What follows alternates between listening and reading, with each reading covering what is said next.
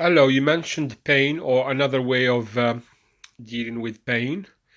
The title of this short video is Pain is inevitable, cannot be avoided, unavoidable, but suffering is optional. What do I mean by suffering is optional and pain is inevitable? There's two types. We can broadly categorize pain into two kinds of pains: emotional pain and physical pain. Physical pain and emotional pain is inevitable. Say, for example, you kick your foot somewhere and the pain rises in your foot. Well, it rises in your mind, so you have pain. That short pain is unavoidable. But the story you make about this pain and how dangerous it is and how you should go to the hospital and all that, that is suffering caused by the first pain or the first arrow. Like in the Buddhist tradition, they mentioned it.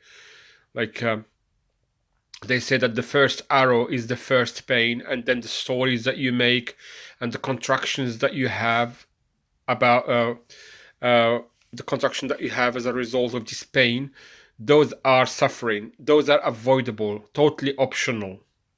The second type of pain is emotional pain. Say, for example, you have a loss in your life and then you feel sad. That sadness is unavoidable. But resisting it and making stories about it and how it could have been better and all that, that is suffering, that is avoidable. That's what I mean by dealing. This is another way, a second way of dealing with pain.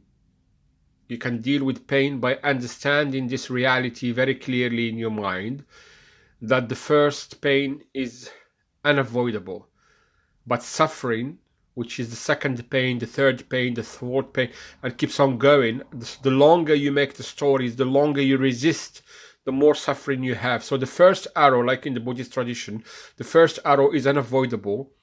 The consequent arrows that you inflict on yourself, nobody's inflicting them on you. The first pain has been inflicted on you by life, by someone, by nature, by being sick. By That's the first arrow. But the consequent arrows, you are creating them yourself. You are creating suffering for yourself. That's what I mean. This idea is very important to be able to manage pain and to understand pain how it is.